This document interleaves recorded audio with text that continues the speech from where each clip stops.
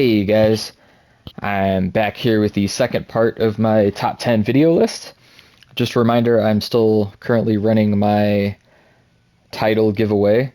So until it's the 31st, until it's Halloween, I'm going to be taking entries. To enter, just like, subscribe, and comment. And if you win, I'll send you a message and get you your title. And with that, let's jump right into number 10 on the list. For number 10, we have the Dark Marrow, which is actually really funny because this used to be number 1 until the big cell change that happened. Rage isn't as useful anymore, but this still makes the list because Rage is still semi-useful, and it's probably going to get a lot more useful here in the near future with the new Omni Cell that comes out, because Rage is going to proc off of you, damaging yourself to get the damage boost. So this barely makes the grade here for the top 10. For number 9, we have the Lightning Plate. I only recommend using this if you are not using the Lightning Helm on your builds. There's really no reason to run 2 of the pieces since you can fit the other one in your utility slot. The only reason you might want to do that is if you really wanted a second utility ability on your sword build, for example.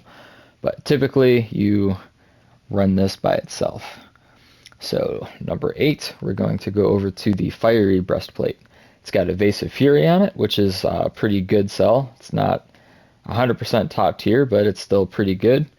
And it's got the ability to stick in Assassin's Frenzy there. So that makes it all right. Definitely number 8 slot right there. Number 7 used to be another top tier piece, but Molten has since fallen down a little bit. So we got the Hellplate Cask down at number 7. It does have the technique slot in it though, which still makes it a great mid-tier piece. I would recommend picking this up if you are early on in the game and you're a new player. Great early game chess piece right there. Number 6 is for niche builds. We got the Quillspike Jacket. This is absolutely phenomenal for people playing wounding builds on Warpike, possibly in the near future for wound builds on Chain Blades if the devs decide to go that route. They are talking about it. And then it's also, of course, good for anybody who knows they're running with a wound build Warpike and they want to get on that sweet savagery action. And the technique slot in there just makes it all the sweeter. So Quillspike Jacket, even though it's for a niche build, makes it at number 6. Now, number 5 here, we have the Scraevwing Jacket, and this barely beat out the Quillspike Jacket for number 5, but I do think it's a little bit more useful just for casual adrenaline endurance builds.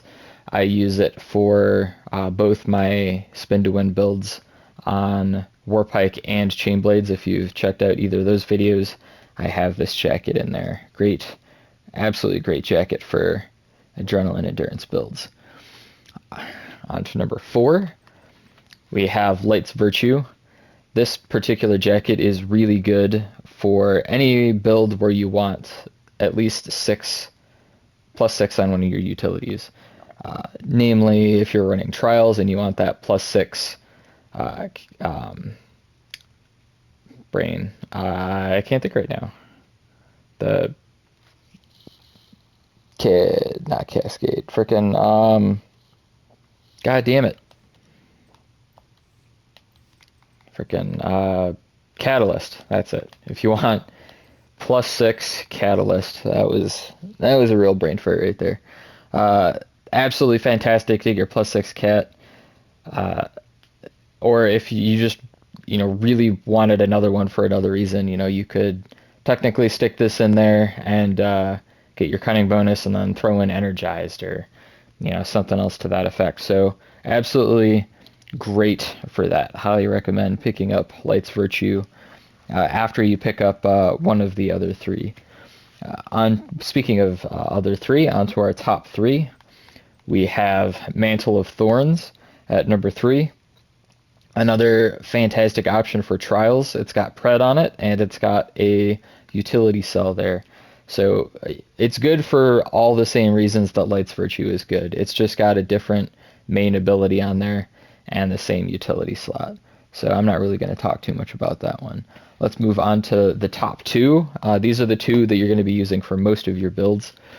And Thraxs Shadow is at the number 2 slot, and it used to be number 1 until, again, the cell change and we started to see more power slots. But it's got cunning and a technique slot on there, so absolutely fantastic if you're going to be running lots of technique cells. But typically right now, the number 1 build that you're going to be running is, you guessed it, Timeweaves. At least you guessed it if you are at the end game and know know what pieces are good. So we got Timeweave Robes, absolutely fantastic robes. They got overpower and another power slot in them. And with, again, with all the cell updates and Berserker now being a power cell, you're going to want to see a lot more power cells in your build than technique cells. So it's kind of a shift. But this is one of those pieces that lean obviously more heavily towards the power cell side. So just really fantastic chess piece. Power surge at first if you're really worried about what to power surge. And I almost all my builds use this, really. So with that, we're going to conclude the video for today. And I will peace out and see you tomorrow for the next in the list, which will probably be the gloves.